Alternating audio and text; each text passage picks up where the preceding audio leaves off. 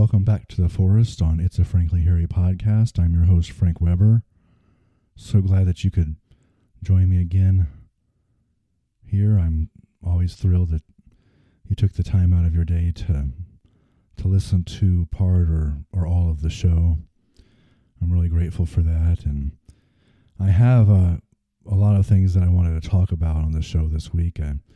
It was kind of difficult getting some subjects together, and actually on one of them I wasn't really sure if I wanted to talk about it or not, but I'll start out by telling you the other day I was watching Smokey and the Bandit, and I've seen the movie like a million times, right? And I guess a little over a year ago when I last visited my brother at his place, we watched the movie again, and there had been this rumor that Ben Jones, who played Cooter from the Dukes of Hazzard and later became a Democratic congressman from Georgia and now owns all like the Dukes museums and shops in various places in the South. I've been to the one near Opryland in Nashville. That was a very interesting shrine, if you will. A lot of fun. But years ago, he had a very brief scene in Smokey and the Bandit, the classic Burt Reynolds movie where he was chased by Jackie Gleason, who thought he had kidnapped Sally Field from Sheriff Buford's son. They were going to get married, and Sally Field ran out on him. And anyway, that's how the movie began anyway. But anyway, so we looked for Ben Jones, who played Cooter, right, in this movie, and noticed that he's actually in the scene right before they introduced Burt Reynolds and the Bandit. Just kind of standing around. He's got a big mustache, and so we discovered where he was, and now that I watch the movie again and again, because it's always on TV, I can't help but notice him, and it looks, clear as day that that's him, and in a weird way, I kind of think this show is a little bit like that. I mean, you can live life a lot of years and see a lot of things, and not necessarily see everything, or have difficulty seeing the forest for the trees, as it were. But then one day you get, I guess, an epiphany of sorts, and you can't help but notice and observe things from here on. And I try to bring a lot of things to light here, and I try to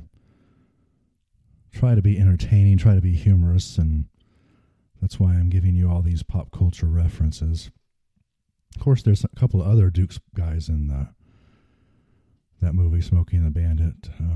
Sonny Schroyer plays the motorcycle cop, and he's actually credited. And there's a rumor John Schneider, who played Bo, is down there at the end in the crowd when the last scene when they drive off. But anyway, by the way, I don't know if I'm nursing something of a summer cold here. Little drip and occasionally a little sneeze. So if I have to pause a little bit, I'll let you know. But anyway, that was always a fun movie. I don't think Buford or really any of the other law officers in that movie knew anything about first of all, about the beer being stolen, because it was basically stolen by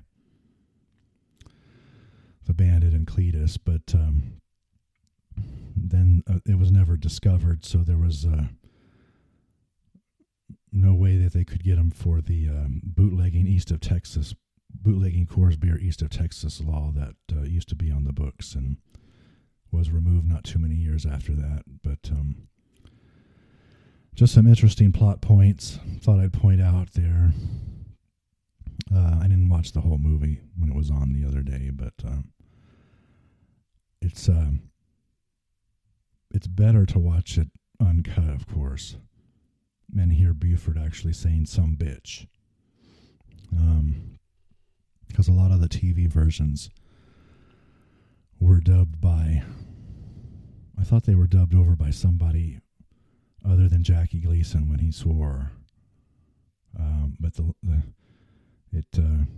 don't know, you can obviously tell it wasn't the best dub job back in the day. Speaking of bad movie edits, which I occasionally get into on the show. But anyway, that's about it I have that's about all I have, I should say. Still trying to learn how to talk on this show after doing podcasting now for the better part of the last 2 years. Can't get ahead of myself, trip myself up, can't go too fast. But anyway, I don't know if I've ever told this story. Well, let me backtrack a little bit too. I have a lot of memories. If you listen to my show for any length of time, I bring up old memories from time to time from my past. It could be 40 years ago, plus 40 years, from really early age in preschool or elementary school to, high school, college, dental school. And I was thinking this morning about high school again. And an issue that I had back then, because I'm overwhelmed by a lot of things in the world, not just observations and the ways of the world in general a lot of times, but the fact that it's been 30 years since I've been in high school. This fall, or a few weeks from now, is going to be the 30th anniversary of when I actually began high school. I'm sorry, not began high school, began the senior year in 1995. And it's crazy to me that it's been that long. But I think back to that time, and I think there's some good memories and some not so good memories, but I'm going to recall a couple of the better memories here first. Or actually, that's all I'm going to talk about today. I'm not going to get into any bad things, because high school can be a transitional time also for a person's life. But the school I went to was kind of what some people probably would have labeled a party school. And so there were people who threw beer parties every weekend, Friday and Saturday night, and I didn't really wind up going to a lot of them over the years, which may surprise some of you. But you always thought people were doing something like every Friday and Saturday night, and even after a football game or a sporting event, they were still going out and doing something. And I always wondered if they had any curfew, or if their parents, gave them a curfew or not. And I don't really know how that worked in their house. I had an overprotective mother, but we always had these beer parties, and the few that I went to, some of them were out in the woods, fairly secluded, should be pretty safe from the police or anybody else who might cause us trouble. And then a few others were kind of, in town at somebody's house where mom and dad had gone for the weekend or wherever, And I never could really understand. I thought we did a pretty good job of not making too much noise or commotion or anything, but every single time the cops would find out where we were. And then, of course, they would come in, and you'd have to, especially, if you were out in the woods, just, throw your beer somewhere so you can get out of there and, I guess, be on your way. And cell phones, I'm trying to remember, were coming around, but were not widespread then. So the communication as to whether the cops were coming or what they were going to do afterwards wasn't really robust yet, But anyway, I could never understand why these cops, why we were always found out, because I thought we were, maybe we were being too noisy, we weren't being careful enough. it also bothered me because what if some adults were having a dinner party or a party at their house and there was a lot of cars parked outside on the street? Some of those could probably get a little bit loud and rowdy. But I don't think they ever got busted. So, and I know there was underage drinking and possibly some other stuff going on there. So maybe we should have been busted, but I didn't really understand the dichotomy then. This is, by the way, just another thought-provoking lesson that I'm trying to give you here as to why certain things are and other things are not, as it were. So that was always puzzling to me. And I know some of those kids, now that we've grown up and it's been 30 years, some of them still live in that area, still, live in those neighborhoods and probably do throw some parties from time to time. So it's odd how life changes and circumstances changes. Circumstances change even after you become legal. But I also wanted to give a quick recap. I don't know if I've told this story before, but a lot of people ask me why the show is called what it is. It's a Frankly Hairy podcast, and it relates to high school, and it's simply because I'm a hairy guy, chest, arms, back, butt, that sort of thing. And by the time I was in high school, I was pretty much developed in that sense, and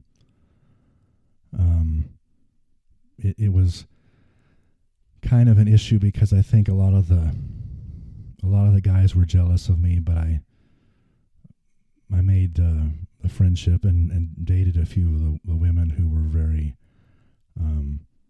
who liked me and liked the hairiness as well, and we actually had a little kind of a group or a clique that before we had off-campus lunch in the senior year, we would meet in the cafeteria, talking about various things, and some of which were probably very inane and seem stupid now, but I don't know, somehow or another the conversation got to talking about my body hair or whatever, and then they wanted to see it one day at lunch in the cafeteria of all places, and so I lifted up my shirt, and I did this a few more times, when we were eating lunch in the cafeteria, and most of them liked it, but I didn't really understand at the time how to interpret it. Nowadays, like I said, I would tell you that the women really liked it, and the men were jealous or envious, and I always had to deal with that. But as far as the women's perspective, it was kind of difficult for me to do because in those days, there's a fine line between liking somebody and gently teasing that person versus being cruel and rude to that person and making that person feel bad. And so I didn't entirely understand or appreciate what was going on in that particular situation, but yeah, it's kind of left a legacy for me. I got it from my dad, this body hair, and I think it served me well. I've kind of, in the years since then, I've kind of maybe gotten too crazy when it comes to certain trends and popular things. Like in 2004 or so, I started like shaving my back and upper shoulders and stuff like that, and you can cause damage to your skin. I actually got a little crazy trimming the chest hairs one time and caused a scar on my right here on the front of my chest, which would be a problem, I think, if this were still the open shirt era of the 70s. not real happy with the scar and playing around with it. So I've been thinking and still talking about maybe just growing things out again and, going all natural, especially since, I'm into like naturism and body acceptance and that sort of thing now.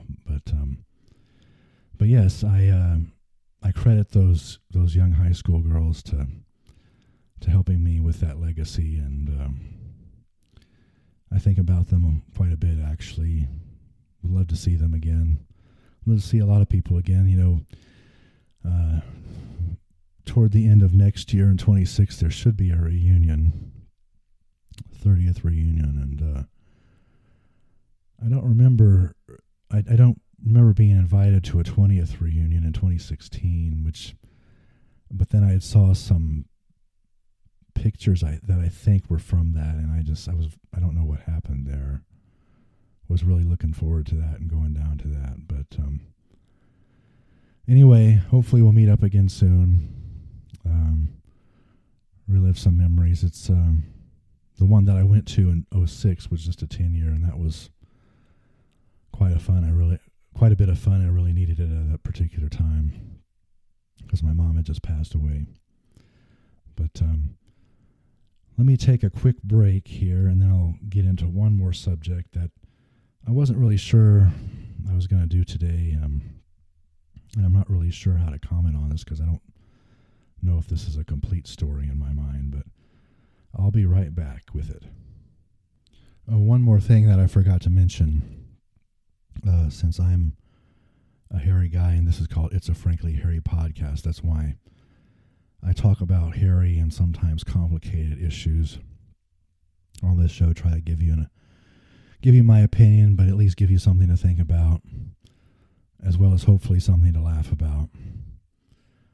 And I know those of you who know me, that's probably easier to laugh at me or laugh with me than maybe those that don't. But that's the connection that I have between the two, being a hairy guy and then talking about hairy topics. So that's what this is about here. I just saw a couple of commentaries over the weekend, and I felt compelled to talk about this, but I'm not really sure how much I can tell you. Just a couple of commentaries regarding, there's a couple in Waco who you've probably seen on TV, and they were on HGTV for a while, but now they have their own network and they're pretty independent. And they remodel houses, but they're also doing a lot of other work and business in the Waco area, and it seemed like they kind of built their own empire of sorts. I don't even know how they have time for family and friends and doing, resting at home and all that sort of thing. But of course, I'm talking about Chip and Joanna Gaines. Seem like a lovely couple. They're kind of funny and seem really friendly. But I saw a couple of commentaries over the weekend, and I'm not. So apparently, like the couple, they gave a testimony that they're Christian, they're big believers, and really big into church activities and Christian activities, and there apparently was a hold on just a second here again. I don't know if this is cold or something else here. But they gave a testimony that they're big believers, and then I guess there's a video coming out. They did a show where they helped a couple of gay men with, remodeling a home, and they had a couple of boys that they were raising.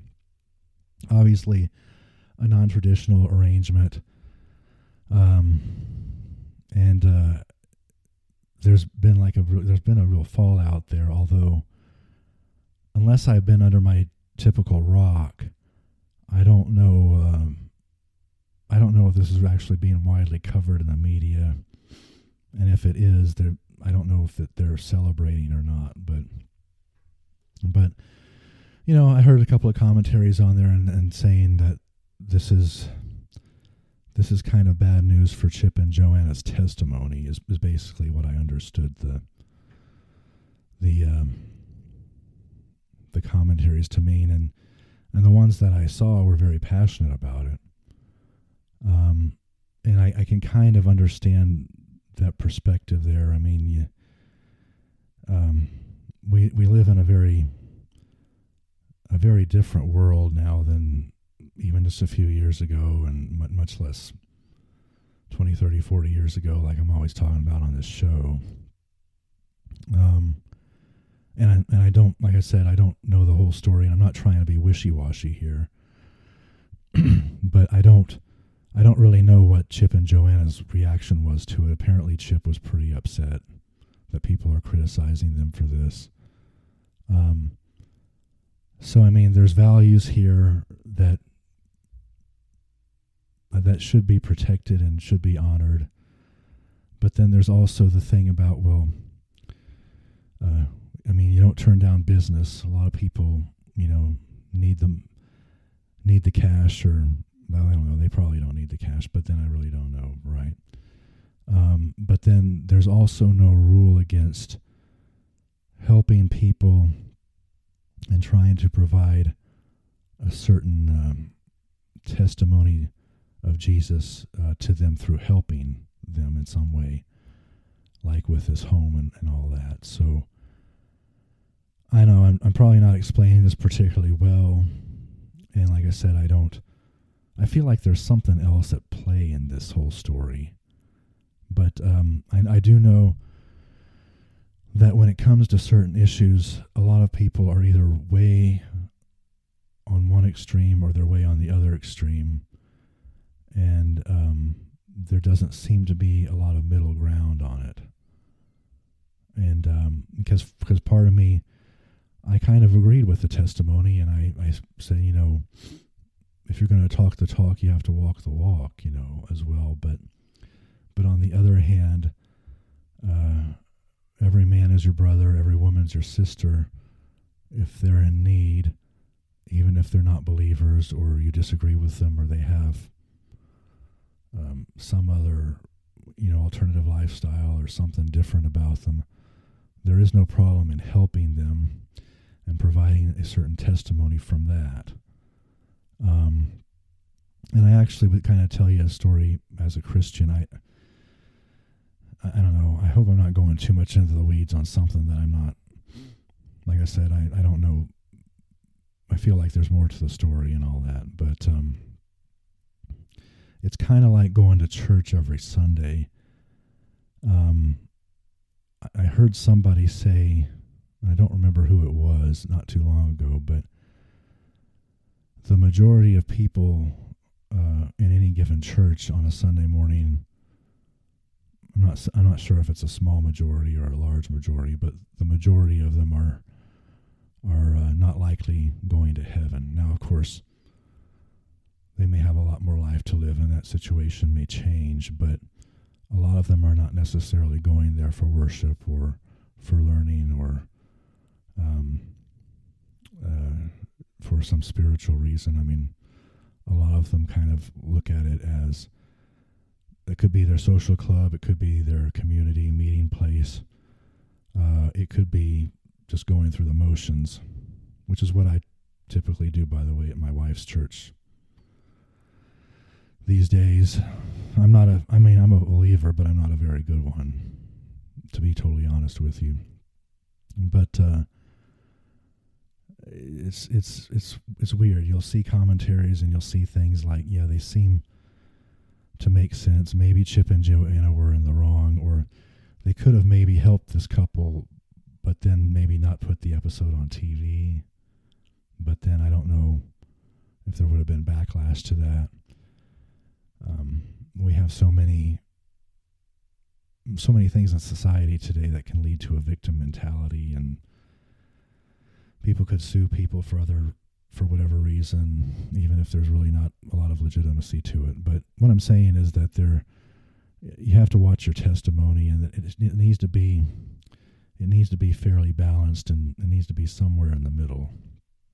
And so if you're a believer in proclaiming Christ, I think I may have left the church analogy a little bit too early, but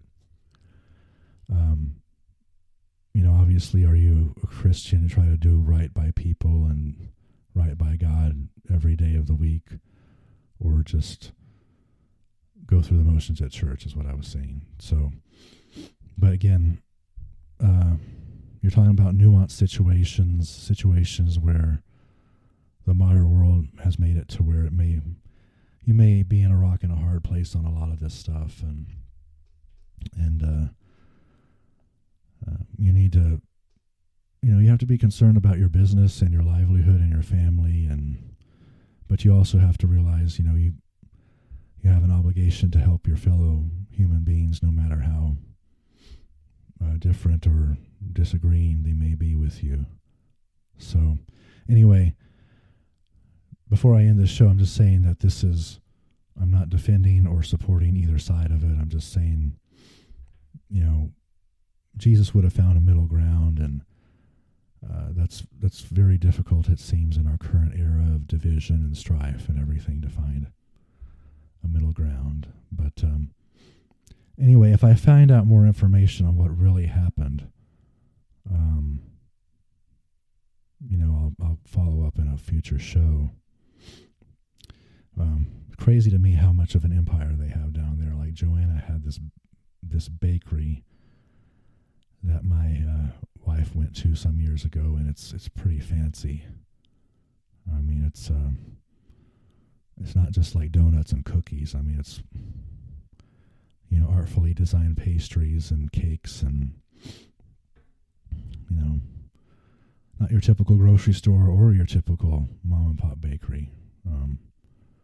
And then she's cooking things for TV and doing this house stuff. Like, I don't know how they have time for all this stuff. I'm worried about having time,